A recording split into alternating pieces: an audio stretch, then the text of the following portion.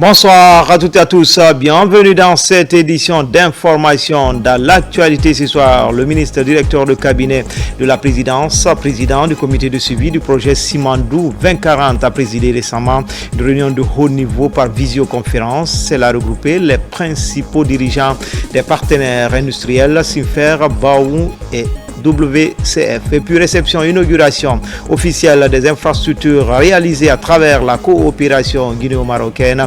Il s'agit de 2 stations de pompage et d'épuration dans les communes de Dixine et Matama. Enfin, le directeur des usines militaires est en train achever sa tournée de prise de contact dans certaines unités industrielles, visite de terrain dans les unités agricoles de l'armée. C'est au compte de la campagne agricole 2024. Voilà pour le sommaire. Encore une fois, bonsoir à tous et bienvenue dans cette édition d'information. Le ministre directeur de cabinet de la présidence, président du comité de suivi du projet Simandou 2040 a présidé récemment une réunion de haut niveau par visioconférence. Elle a regroupé les principaux dirigeants des partenaires industriels Simfer, Bawao et WCS en ligne de mire, dresser le bilan annuel 2024 tout en examinant l'avancement des travaux, les engagements pris et l'atteinte des objectifs conformément aux documents du projet ont été examinés. Oumar Bari. Le ministre directeur de cabinet de la présidence, président du comité stratégique de suivi du projet Simandou, en charge de l'élaboration du programme Simandou 2040, Djiba Diakité, a présidé le vendredi 10 janvier 2025 une réunion de haut niveau par visioconférence avec les principaux dirigeants des partenaires industriels Rio Tinto Simfer, Baou et Winning Consortium. Cette réunion de haut niveau aligne à mobiliser les premiers dirigeants des partenaires industriels pour faire un point sur les avancées réalisées au cours de l'année 2024 et pour préparer le terrain pour la finalisation du projet en 2025. L'objectif principal était également d'examiner l'avancement des travaux, les engagements pris conformément aux documents du projet. Selon les déclarations des partenaires industriels, tous les objectifs fixés pour l'année 2024 ont été atteints, voire dépassés avec succès. Cela inclut notamment les travaux sur les tunnels, les ponts et autres infrastructures majeures qui sont désormais à un stade avancé de réalisation. Au cours de la réunion, le ministre directeur de cabinet de la présidence en charge du suivi du projet Simandou et de l'élaboration du programme Simandou 2040, Djiba Diakité, a rappelé que l'année 2025 est un tournant majeur pour le projet Simandou avec la finalisation des infrastructures ferroviaires et portuaires prévues au plus tard en décembre de cette année. Ce sera également l'année de la mise en production des mines des blocs 1 et 2 de Winning Consortium ainsi que des blocs 3 et 4 de Rio Tinto Simfer, marquant ainsi l'entrée en exploitation du minerai, a-t-il précisé. Pour y arriver, le ministre directeur de cabinet de la présidence a souligné l'importance de la synergie entre tous les acteurs du projet et particulièrement entre les partenaires industriels. Il a insisté sur le fait que ces synergies doivent être renforcées pour assurer la réalisation des objectifs communs, notamment le respect des engagements et la livraison du projet dans les délais impartis, conformément aux standards internationaux prévus dans les accords. M. Djiba Diakité a également insisté sur l'importance de maintenir un suivi rigoureux pour éviter les difficultés rencontrées au cours de l'année 2024 et pour garantir que la construction des infrastructures ferroviaires et portuaires se termine dans les délais. Les discussions ont porté également sur le renforcement des synergies entre le projet Simandou et la vision stratégique du président de la République, en l'occurrence le programme Simandou 2040. Nous devons vraiment continuer ces réunions sur le projet Simandou, comme nous tendons vers la phase d'exploitation.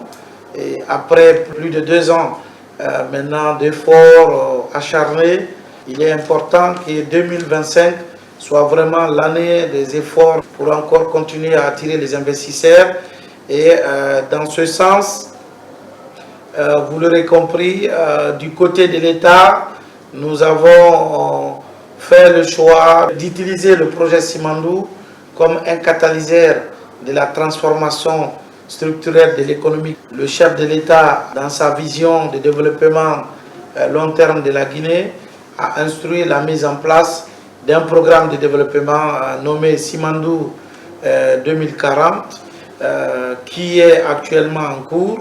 Il est extrêmement important que la compagnie du Transguinéen puisse consolider tout son arsenal sur le projet Simandou, surtout sur le programme Simandou 2040. Nous avons parcouru les différents sujets identifiés, prioritaires, qui nécessitaient une décision de notre part. C'est le lieu vraiment de remercier tout le monde pour cette bonne collaboration.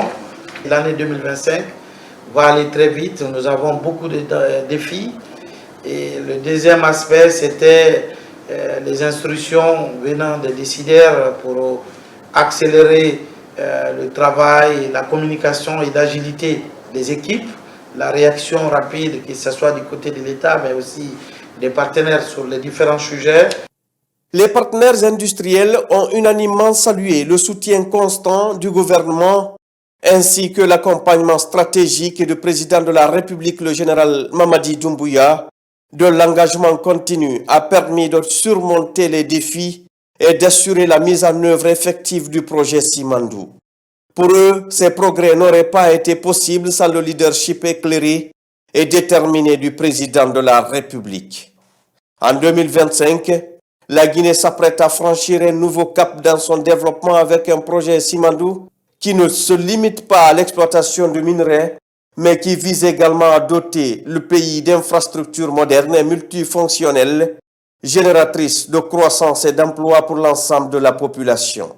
C'est à la demande du président du comité stratégique que cette réunion a eu lieu avec les premiers dirigeants des partenaires industriels, en l'occurrence Rio Tinto, Simfer, Baou, et WCS et le comité stratégique du projet Simandou.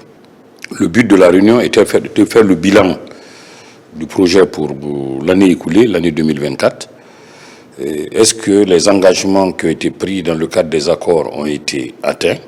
Nous sommes heureux de constater que tous les jalons que les partenaires industriels, que le projet devait atteindre à la fin de l'année 2024 ont été atteints.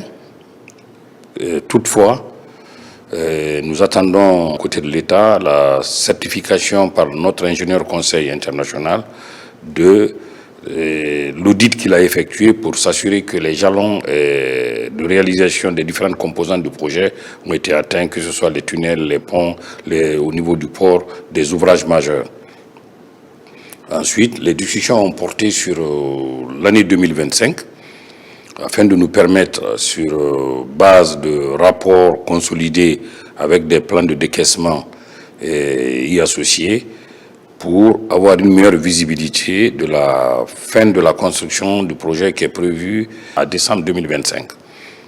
Ça nous permettra d'avoir un suivi rapproché, car l'année 2025 est une année charnière, qui est celle de la fin de la construction des infrastructures ferroviaires et portuaires, et celle de la mise en exploitation des deux mines. La mine de WCS et Baou, les blocs 1 et 2, et la mine de Simfer Rio Tinto, les blocs 3 et 4. Inch'Allah, à décembre 2025, on va entendre le premier train siffler pour transporter le minerai de fer du projet Simandou, qui, il faut le souligner, ne transportera pas que du minerai, il transportera des passagers, mais également des marchandises. Et ça, ce n'était pas possible sans le leadership éclairé du président de la République. Cette réunion de haut niveau a permis de réaffirmer l'engagement des différents acteurs à livrer un projet conforme aux attentes des parties dans les délais et en ligne avec les objectifs du gouvernement guinéen sous le leadership du général Mamadi Doumbouya. Le ministre directeur de cabinet de la présidence en charge du suivi du projet Simandou et de l'élaboration du programme Simandou 2040, Djiba Diakité, a clôturé la rencontre en exprimant ses vœux de prospérité pour la Guinée, soulignant que le succès du méga-projet Simandou sera un atout majeur pour le bien-être de tous les citoyens guinéens sans distinction. Dans le reste de l'actualité, lancement officiel de la campagne nationale de sensibilisation contre le gaspillage d'énergie. À Kaloum, les populations s'engagent à adopter une gestion rationnelle de l'énergie au sein des ménages. Et selon les enquêtes du ministère de l'Énergie, le gaspillage énergétique cause des pertes financières estimées à plus de 15 millions de dollars par mois. C'est le chef du gouvernement, Amadou Riba, qui a présidé la cérémonie. Hadi Kamara. C'est une campagne nationale de sensibilisation de lutte contre le gaspillage d'électricité en Guinée. Les activités débutent aujourd'hui avec une marche qui part du siège du ministère de l'Énergie, de l'Hydraulique et des Hydrocarbures jusqu'au quartier Temenataï en passant par la cathédrale Sainte-Marie et le marché Niger.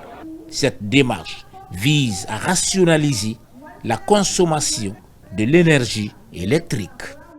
La rationalisation de l'électricité doit être un réflexe pour chaque citoyen et à tous les niveaux, dans l'administration publique ou privée, mais également dans les foyers. Je voudrais également vous rassurer de la disponibilité du gouvernorat de la ville de Conakry et l'ensemble de ses autorités communales, y compris les chefs de quartier et les citoyens, à vous accompagner dans tous les efforts fournis. Il est question, dans le cadre de cette démarche, de responsabiliser les utilisateurs afin d'adopter de nouveaux comportements qui seront, au bout du rouleau, bénéfiques, aussi bien pour l'économie nationale que pour les bourses des ménages. Dans certaines pièces, on voit des climatiseurs qui fonctionnent tout le temps alors qu'il n'y a personne dedans. Des lampes allumées alors que ce n'est pas nécessaire et même parfois pendant toute la journée. C'est un gaspillage que je considère comme étant irresponsable. Donc il faut que nous fassions des efforts dans ce sens. Par rapport à EDG, il faut prendre des mesures drastiques, des compteurs totalisateurs, ça c'est très important. Et comme vous le savez mieux que moi, il faut que nous fassions le maximum pour que tout ce qui est produit puisse être utilisé de manière efficace. Cette campagne de sensibilisation sur fond citoyen requiert les efforts de tous les consommateurs, tant à Conakry qu'à l'intérieur du pays, en vue de garantir l'utilisation rationnelle du courant électrique. En dehors du continent, à Riyad, c'est en Arabie Saoudite, après la réunion des gouverneurs de la Banque islamique de développement, Ismail Nabi, sa suite, ont été reçus par le ministre saoudien des Finances avant de se rendre au siège du Fonds saoudien de développement. Les entretiens ont porté essentiellement sur le renforcement de l'axe de coopération Conakry-Riyad. Tabansila, envoyé spécial. Riyad, dans la capitale politique de l'Arabie Saoudite, le ministre du Plan et sa suite sont reçus au siège du Fonds saoudien pour le développement. Tout d'abord, une visite guidée des stands exposant la liste de projets financés par le fonds en fonction des pays, notamment la Guinée, suivi d'un entretien fructueux autour des projets réalisés et en cours entre la Guinée et l'institution hôte. Le Fonds saoudien a financé plusieurs projets en Guinée. En date, le dernier projet, c'est le projet d'adduction d'eau potable qu'on a signé il y a un mois. L'autre projet, c'est le projet hôpital mère-enfant. Donc on est venu discuter sur ce projet. Ils sont vraiment prêts pour que cet hôpital mère et enfant qui va être situé à Koya commence très rapidement. Ils viennent nous réitérer leur support par rapport au programme de développement socio-économique Simandou Vision 2040. Donc ils attendent des projets qui vont être inclus dans le programme Simandou pour que le Fonds saoudien participe activement pour le développement de notre pays. Avant le Fonds saoudien, la délégation guinéenne a été reçue la veille par le ministre saoudien de l'économie et de la planification.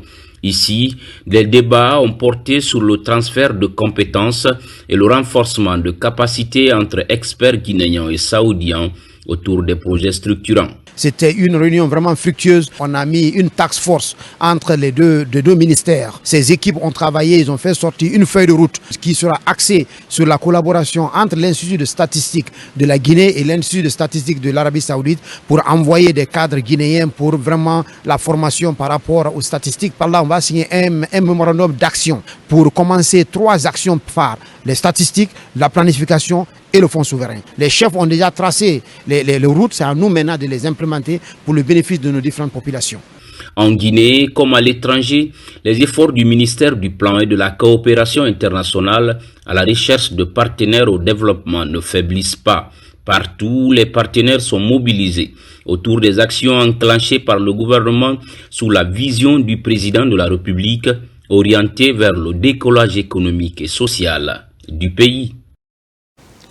60 jeunes issus des universités de la société civile et de l'entrepreneuriat ont effectué une visite guidée au Conseil national de la transition. Ils étaient venus voir, mais surtout comprendre le fonctionnement de cet organe législatif de la transition et ses attributions. Robert Siditono. Initié par l'ONG Ouvrir les Horizons, ces 60 jeunes entrepreneurs, acteurs de la société civile et étudiants visitent pour la première fois l'institution parlementaire. Cette visite de découverte a permis à ces jeunes de comprendre le rôle et le fonctionnement de l'institution législative de la transition. Ça a permis d'avoir une vision plus large, de connaître ce que le CNT est en train de faire, parce qu'on est là derrière nos téléphones, on est là en critique et tout, mais on ne sait pas réellement ce qui se passe aujourd'hui. Et aujourd'hui, en fait, on a eu l'occasion, l'opportunité de savoir comment est-ce que le CNT fonctionne. Auparavant, on ne connaissait pas, au fait, comment est-ce que les choses se passent au niveau du Parlement. Mais aujourd'hui, ils sont beaucoup plus outillés sur le mécanisme qu'une loi doit suivre, à partir de la proposition jusqu'en passant par l'élaboration, jusqu'au niveau de l'adoption. Nous avons aussi eu tous les différents membres, toutes les corporations, toutes les branches du Parlement étaient là. On a découvert assez de choses à travers cette initiative. La rencontre a aussi permis aux visiteurs d'aborder avec les guides les questions de jeunesse, de formation et celles relatives au développement. L'entretien a été bouclé par la visite de certaines commissions du CNT et dans l'hémicycle où s'effectuent les plénières et d'autres délibérations de l'institution. Conseillons la persévérance, de continuer à chercher, qui cherche trouve, dit-on souvent. À côté des aînés, on apprend toujours. On pense qu'ils vont transmettre ce message ailleurs et à l'entourage et inciter d'autres personnes à venir à l'Assemblée nationale. La structure projette plusieurs autres visites dans d'autres institutions républicaines du pays. Comme annoncé dans les titres, réception et inauguration officielle des infrastructures réalisées à travers la coopération guinéo-marocaine. Il s'agit de 2 stations de pompage modernes et d'épuration dans les communes de Dixine et Matam, des infrastructures qui vont améliorer les conditions d'hygiène et lutter contre les maladies hydriques, l'insalubrité et la dégradation de l'environnement. La cérémonie a connu une forte mobilisation des membres du gouvernement. Mounir Bari, Maïmouna Bella Diallo. C'est une bonne nouvelle pour les populations de Matam et de Dixine. 2 stations de pompage d'épuration des eaux usées sont réalisées à hauteur de 5 millions de dollars américains. Un bon exemple de coopération sud-sud se concrétise entre la Guinée et le royaume chérifien. Ces 2 stations de pompage vont permettre essentiellement d'améliorer la question de l'assainissement, surtout lié au traitement des eaux usées. Mais l'autre élément, c'est que l'ensemble des ménages des communes de Dixine et de Matam auront désormais la possibilité de se connecter au réseau de traitement. Les défis liés à l'eau, l'assainissement liquide et la gestion des eaux usées deviennent, comme vous le savez, de plus en plus pressants, particulièrement dans un contexte d'urbanisation rapide et de dérèglement climatique croissant dont font face de nombreux pays. Une gestion efficace de ces ressources s'impose dorénavant comme une priorité non seulement pour préserver la santé publique, mais aussi garantir un développement urbain. Ces infrastructures à la pointe des technologies vont réduire drastiquement la fréquence des maladies d'origine hydrique sans oublier la protection de l'environnement par le traitement des déchets. Il faut se connecter au réseau pour éviter, pour ceux qui ne le savent pas, les stations de pompage. Et le réseau explique qu'il faut éviter de faire les fosses septiques dans les quartiers, dans les maisons. Donc, toutes les familles qui doivent se connecter n'auront plus besoin de fosses septiques dans leur cours. Installer une station d'épuration des eaux usées est une excellente chose pour la population de Conakry. Cette station a plusieurs impacts dans le cadre de l'amélioration des conditions de vie des Guinéens.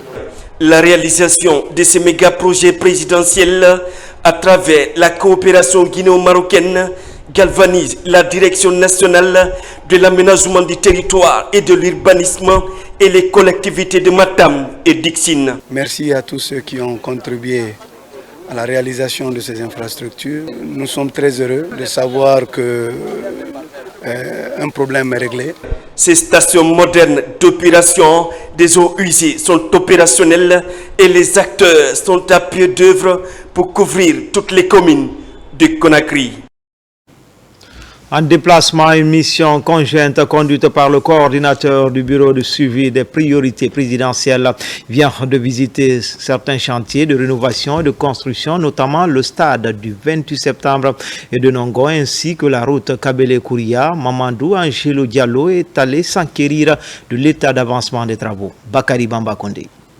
Cette mission mixte d'évaluation composée entre autres par ailleurs des cadres du BSPP, de l'administration des grands projets ACGP, du ministère des Infrastructures et du directeur général de la direction de la communication et de l'information de la présidence de la République, Moussa Condé, a été reçue par le ministre de la Jeunesse et des Sports, Kéamou Bogola Khaba, et l'entreprise en charge du chantier pour un briefing sur le niveau d'évolution du projet de rénovation, d'extension et de modernisation du mythique stade du 28 septembre et celui de Nongon. Longtemps privé de stades de compétition répondant aux normes de la FIFA, la Guinée est obligée de jouer ses matchs internationaux à l'étranger, faute de stades homologués. C'est pour remédier à cela que le président de la République, le général Mamadi Doumbouya, a donné des instructions pour la rénovation, l'extension et la modernisation des stades du 28 septembre et de Nongo pour permettre à l'équipe nationale de disputer ses matchs sur place. Le ministre des Sports a fait une présentation des travaux de rénovation en cours devant correspondre aux standards internationaux. Conformément au cahier des charges, le stade du 28 septembre, une fois rénové, aura une capacité de 18 000 places entièrement financée par le budget national de développement BND. Un avenant qui permet de porter cette capacité à 30 000 places avec le volet extension. Le stade de 28 septembre, c'est 18 000 places et maximum on pourrait aller à 30 000 places. Nous avons cette première phase qui est évidemment la pelouse plus la tribune et évidemment tout ce qui concerne les vestiaires et donc le stade proprement dit. Le niveau d'évolution que nous avons sur le plan du génie civil, c'est vraiment avancé. Et si vous ajoutez à cela la partie équipement, nous pouvons dire que nous sommes autour de 80%. Le coordonnateur du BSPP et le ministre conseiller du chef de l'État ont visité l'ensemble du chantier pour évaluer par eux-mêmes le niveau d'exécution du cahier de charge et la qualité des travaux en cours de réalisation. Des échanges techniques avec l'entreprise en charge du chantier et le ministre des Sports ont permis aux missionnaires du chef de l'État de cerner la réalité du terrain. Nous sommes là pour nous assurer que le stade du 28 septembre qui figure dans le portefeuille des priorités présidentielles avance très bien. Et nous sommes heureux de constater que les travaux sont en train d'avancer. Et comme vous le savez, depuis un certain temps, les matchs de la Guinée se jouent à l'extérieur du pays. Et c'est un projet qui porte sur une question de souveraineté nationale. Il est important pour nous que cette donne change et plus rapidement. Il est important que nous fassions vivre à nos populations ces événements le plus souvent que possible. Et pour cela, il faut que nous ayons des stades qui sont homologués. La troisième étape de la visite de chantier a conduit l'équipe d'évaluation sur les travaux de construction de la route nationale secondaire à Kagbelen-Kouria en compagnie du bureau d'études, de l'entreprise en charge des travaux, des cadres du département des infrastructures et ceux de l'ACGPI. Ce projet d'utilité publique qui devrait permettre de désengorger la circulation sur cet important axe routier fait face à plusieurs défis. Le retard dans la finalisation des accords de financement et la mobilisation des fonds, l'occupation de l'emprise de la voie qui freine la progression des travaux, ainsi que les risques d'inondation des zones d'habitation au PK1. Surtout le long du tracé des 26 km reliant Kagbelen-Kouria, la mission dépêchée par le chef de l'État a pu évaluer le niveau d'exécution des travaux. notamment sur le lot 1 d'une distance de 6 km, du lot 2 de 10 km et du lot 3 de 10 km 300. On vient de parcourir les 26 km linéaires de routes qui font le projet de construction de la route Kagbelen-Kouria. Le premier constat est que les entrepreneurs sont présents sur le chantier, ce qui est un très bon signe. Et nous avons essayé de relever les différentes contraintes qui empiètent sur le bon déroulement du projet. Et l'une des premières contraintes qui est la délocalisation des personnes affectées par le projet. Mais je puis vous rassurer déjà que sur cette problématique, le gouvernement a déjà pris le devant. Et après cette visite, nous allons nous retrouver en comité restreint pour tirer les leçons de tout ce que nous avons constaté comme contrainte et voir ensemble comment définir une feuille de route pour aller de l'avant avec ce projet. Je dois juste rappeler que ce projet est inscrit dans le portefeuille des priorités présidentielles. La visite de ce tronçon devrait permettre de donner une nouvelle dynamique au projet à travers un suivi régulier pour son accélération et sa finalisation.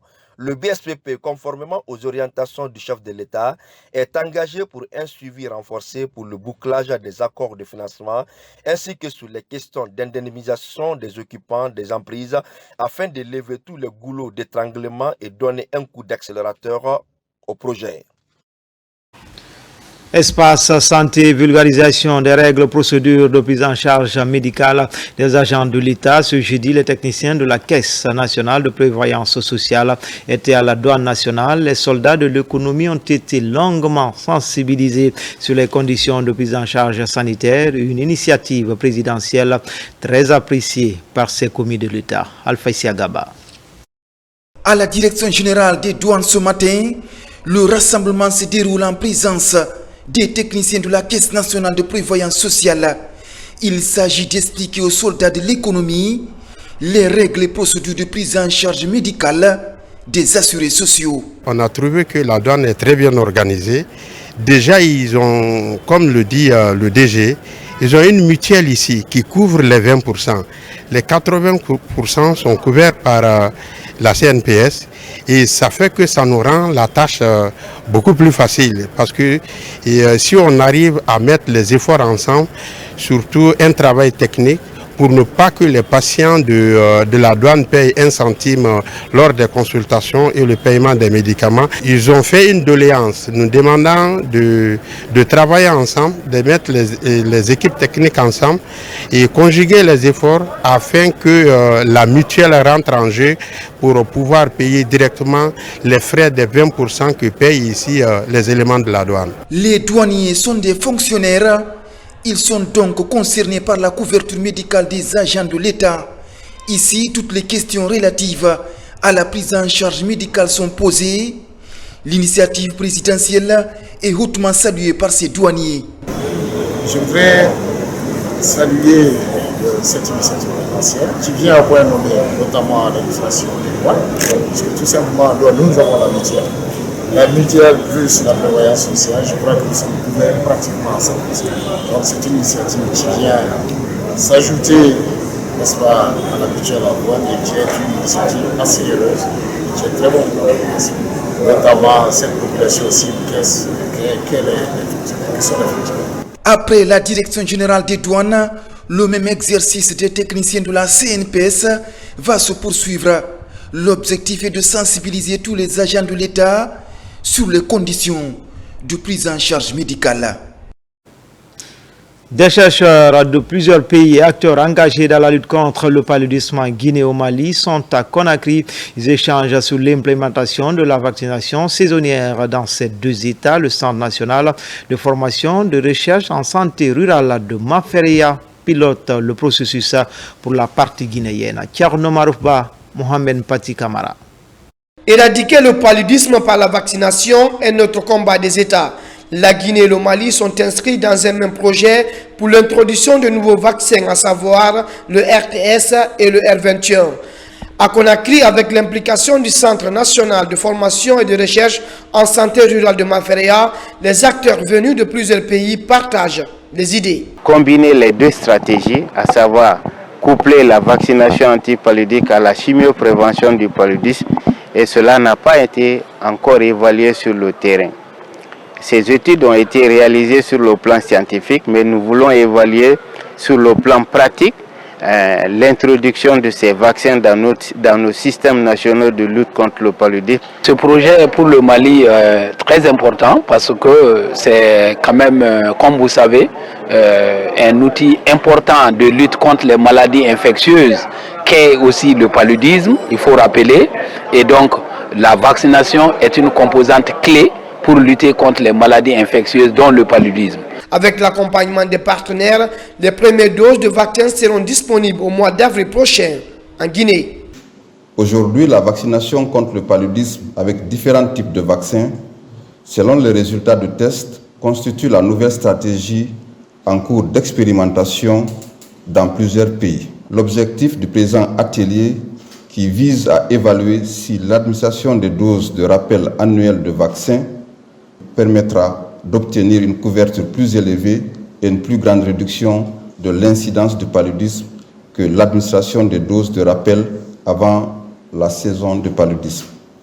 À cette rencontre internationale sur les vaccins du paludisme, les différents programmes de lutte contre cette maladie, tout comme la vaccination, ont donné la situation de cette pathologie considérée comme un problème de santé publique en Guinée et au Mali.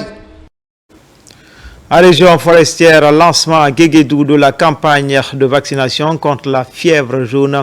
L'opération se déroule dans les 11 sous-préfectures et la commune urbaine. Plus de 367 000 personnes âgées de 9 mois à 60 ans sont concernées par cette campagne. Elle est organisée par le ministère de la Santé à travers le programme élargi de vaccination avec l'appui financier de l'OMS, Gavi et l'UNICEF. RTG Nzérekouré, Mohamed Lamine Diallo, lancé Kamisoko. 367 488 personnes âgées de 9 mois à 60 ans dans les 11 sous-préfectures et dans la commune urbaine sont visées par la présente campagne de vaccination contre la fièvre jaune lancée ce mercredi à Guéguédou, une maladie qui peut être prévenue par une dose de vaccin valable pour toute la vie.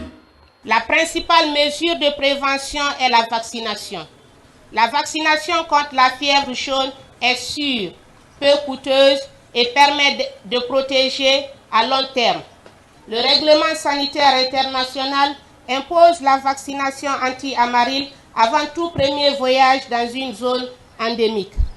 La fièvre jaune est une maladie virale et dangereuse transmise par les moustiques, mais l'un des moyens les plus efficaces selon l'OMS est la vaccination. Tous les pays qui ont des zones à risque de fièvre jaune devraient s'efforcer d'atteindre et de maintenir une couverture élevée au moins autour de 95%. Le vaccin contre la fièvre jaune et toute la vaccination au PF de routine est gratuite. Un seul cas de fièvre jaune constitue une épidémie, d'où la nécessité de prendre des dispositions pour éliminer cette maladie aux conséquences désastreuses. C'est en tout cas la volonté du ministère de la Santé à travers le programme élargi de vaccination avec l'appui technique et financier de l'OMS, Gavi et l'UNICEF. La fièvre jaune est une maladie virale grave transmise par les moustiques. Aujourd'hui, elle est prévenue par la vaccination au vaccin anti-amaryle.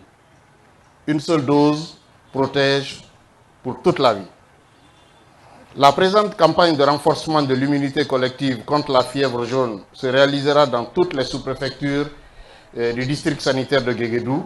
La rencontre a été marquée par la présence des autorités civiles et militaires de la préfecture. Une occasion pour le préfet et la présidente de la délégation spéciale d'inviter les populations à se faire vacciner pour éviter la propagation de la fièvre jaune dans le district. Merci à Mohamed Salou Paye pour ce reportage. Dans l'actualité également, valorisation de la culture du riz local. Acteurs et partenaires se concertent pour porter un plaidoyer sur la filière. Il est également question de promouvoir et favoriser l'accès au marché des institutions étatiques et grossistes du secteur privé guinéen. Marwan Kamara, Moussa Bangoura. La Guinée face au défi de la valorisation du riz local sur le marché. Une préoccupation pour les acteurs de la filière. Pour atteindre leur objectif, un cadre national de concertation des producteurs de riz en Guinée est initié à Conakry. Au centre de la rencontre, la formulation d'un plaidoyer à l'endroit des autorités et des partenaires pour la valorisation du riz. Le but final, c'est que les réflexions devraient déboucher sur une note de plaidoyer que ces riziculteurs devraient prendre pour aller contacter les décideurs. Je veux parler du ministère de l'Agriculture et de l'Élevage en compagnie de la Chambre nationale d'agriculture, bien sûr. Et puis voir éventuellement auprès de certains partenaires au développement comment la Confédération nationale des organes paysans de Guinée parviendra certainement, n'est-ce pas, à inverser les tendances pour que le riz guinéen soit mieux boosté sur le marché local. Cette journée de concertation est initiée par le ministère de l'Agriculture et de l'Élevage à travers la Confédération nationale des organisations paysannes de Guinée en collaboration avec la Chambre nationale d'agriculture et les partenaires techniques et financiers. Cet atelier nous réunit ici aujourd'hui pour partager nos idées en ce qui concerne des actions concrètes qui puissent permettre donc à ce cadre national de concertation donc des riziculteurs en Guinée de pouvoir aller mener des actions de plaidoyer à l'endroit donc des décideurs politiques et partenaires au développement que nous sommes. Ce conclave multi-acteurs a permis d'exposer la problématique liée à la sécurité alimentaire et à la commercialisation du riz, la céréale la plus consommée en Guinée. Ce que nous attendons à la sortie de cette réunion, c'est la conscience sur la problématique du riz, la conscience également sur le fait qu'il y a une nécessité de trouver un véritable cadre ou de rendre opérationnel ce cadre de concertation qui regroupe les représentants des fédérations régionales et qui plaident en ce que le riz local soit une priorité dans le sens de la promotion du riz local. Avec le soutien et l'accompagnement des décideurs et des partenaires, la Guinée pourrait stimuler la compétitivité du riz national en améliorant les rendements et les conditions de vie des producteurs. De son côté, le directeur général adjoint des unités agricoles et agro-industrielles vient d'achever une visite de terrain dans les unités agricoles de l'armée. C'est au compte de la campagne agricole 2024. Malgré les intempéries, plus de 526 hectares de riz ont été récoltés cette année. Adjudant Abdul Kader Kamara, il est correspondant de la presse militaire. Le commandant Namouri Keïta, directeur général adjoint des unités agricoles et agro-industrielles, visite les plaines rizicoles exploitées par les compagnies militaires de production dans plusieurs régions du pays. L'enjeu est d'évaluer les résultats de la campagne agricole 2024.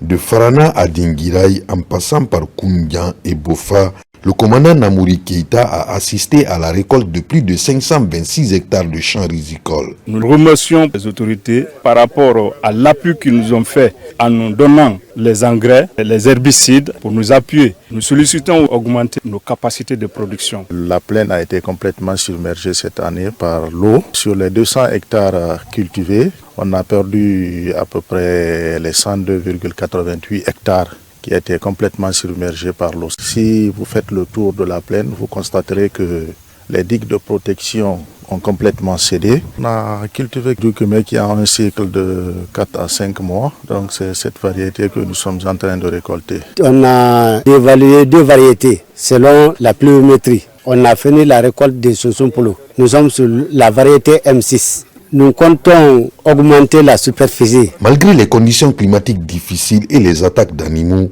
les variétés de riz cultivées par les militaires ont montré une grande résistance et ont permis d'obtenir des rendements exceptionnels en dépit de ces difficultés. Les unités de production agricole et agro-industrielle ont réussi à atteindre les objectifs ambitieux, démontrant ainsi la détermination et le professionnalisme de ces équipes. Nos impressions de cette année, c'est très positif par rapport à l'année dernière. Vu l'état du champ, c'est une satisfaction et c'est un espoir. On peut remercier le président de la République qui nous a permis de réaliser un tel champ. En marge de sa visite de terrain, le commandant Namouri Keïta a visité les nouvelles infrastructures mises en place pour améliorer les conditions de travail des agriculteurs militaires. Ces investissements matérialisent la volonté des autorités à soutenir le développement de l'agriculture dans le pays. Et puis, cohésion sociale sur fond de prière et lecture du Saint-Coran, c'est une action de l'association des femmes d'officiers militaires à la retraite. La réussite de la transition est également au cœur de cette rencontre religieuse. Marwan Kamara, Soliba Bangoura, Noumousso Diakité. À la grande mosquée Faisal de Conakry, les membres de l'association des femmes d'officiers et militaires à la retraite et les religieux de la capitale. Le Saint-Coran est invoqué et de ferventes prières sont dites pour renforcer le vivre ensemble dans le pays et soutenir les idéaux de développement prônés par les autorités. On a organisé ça pour qu'il y ait la paix en Guinée, pour la cohésion sociale, pour la paix de nos enfants, parce que tous ceux qui sont au pouvoir aujourd'hui sont nos enfants. Parce que la femme a toujours des soucis pour eux, même si l'enfant est vieux. Mais tant que la maman vit, elle voit toujours son enfant petit. On ne peut pas penser à autre chose. Nous, on ne compte que sur Dieu, sur toutes nos 5 prières. Nous nous réjouissons aujourd'hui de cette grande rencontre ici, pour la lecture du Saint-Coran, organisée par nos mamans. Elles ont jugé utile d'organiser cette cérémonie pour la quiétude et la cohésion sociale, le maintien de la paix et de la sécurité en République de Guinée. La journée de prière commune faite autour du Saint-Coran a été rehaussée de la présence des leaders religieux, les associations islamiques et l'ensemble des membres de l'association des femmes d'officiers et militaires à la retraite. Nous remercions bon Dieu et puis nous remercions les organisatrices qui ont pensé au pays pour organiser cette lecture du Saint-Coran, pour implorer bon Dieu et pour faire la prière pour que vraiment le pays là s'avance dans la paix et quiétude. Le secrétaire général est là à travers la Direction nationale des affaires islamiques pour les encourager, pour les assister aussi, pour que vraiment l'organisation ça passe comme il faut. Des vœux pour le bien-être de tous les Guinéens et le développement harmonieux dominent le contenu des prières et des invocations. À travers cette cérémonie, ces promotrices de la paix comptent sensibiliser les populations aux valeurs du pardon et développer la culture de vivre ensemble en Guinée. Enfin, après l'ouverture des portes de la cathédrale à Sainte-Marie, la paroisse Notre-Dame du Mont-Carmel de l'Abbé, c'est au tour de la paroisse Sainte-Croix de Kindia d'ouvrir sa porte sainte aux fidèles catholiques. C'est Monseigneur Vincent Koulibaly qui a procédé au rite d'ouverture, qui est l'un des sites de pèlerinage de l'Espérance 2025. Plus de détails avec Marie-Angélique Bangoura, Antoine Makoli. Ce dimanche, l'Église catholique a célébré la Sainte Famille de Jésus de Nazareth. À Kindia, Monseigneur Vincent Koulibaly a présidé la célébration au cours de laquelle il a procédé à l'ouverture de la Porte Sainte au compte du Jubilé 2025. Ici à la paroisse Sainte-Croix de Kindia, Monseigneur Vincent a invité les paroissiens à faire de cette année une véritable année de grâce, en ouvrant leur cœur pour aimer et accueillir leurs frères et sœurs sans distinction. Que les chrétiens soient davantage des artisans de paix pour mériter d'être appelés fils de Dieu. Que les chrétiens travaillent pour que les gouvernants prennent des initiatives visant à accorder des remises de peine aux prisonniers et à leur donner des parcours de réinsertion dans leurs communautés respectives. Que les chrétiens travaillent aussi pour que les problèmes des pauvres cessent d'être relégués à la dernière place dans les débats politiques et économiques internationaux. Le pèlerinage de l'Espérance est un temps donné à tous les fidèles chrétiens d'aller à la recherche du Seigneur et de la conversion pour puiser à la source ses bienfaits. Vous savez, les grâces du Seigneur, nous ne pouvons pas les évaluer de manière matérielle. Le Seigneur offre à chacun selon sa demande, selon son cœur et selon la volonté du Seigneur. Mais une chose est sûre, nous verrons l'amour de Dieu se déployer. En faisant une démarche sincère de foi, pendant ce pèlerinage, l'amour de Dieu se déploie pour chacun de nous. Et je peux vous assurer que Dieu n'est pas insensible, car il dit toujours, ma parole ne va jamais sans porter du fruit. S'il l'a dit, il le fera, car il ne peut ni se tromper, ni nous tromper. Les fidèles sont donc invités à effectuer leur pèlerinage d'espérance selon le calendrier établi par le comité du Jubilé qui se trouve dans le guide du pèlerin. Les hommes de médias seront les premiers pèlerins de l'espérance de ce Jubilé 2025 pour prier et demander les grâces du Seigneur. C'était tout pour les infos. Grand a été le plaisir pour moi de vous servir pendant ces 4 jours d'affilée. Demain, les infos, c'est avec Ibrahima Souri Kamara. L'actualité se poursuit sur le www.rtgguinée.info. Je vous dis à bientôt pour d'autres actualités sur la Guinée, notre paradis, terre de richesse et d'innovation, Inch'Allah.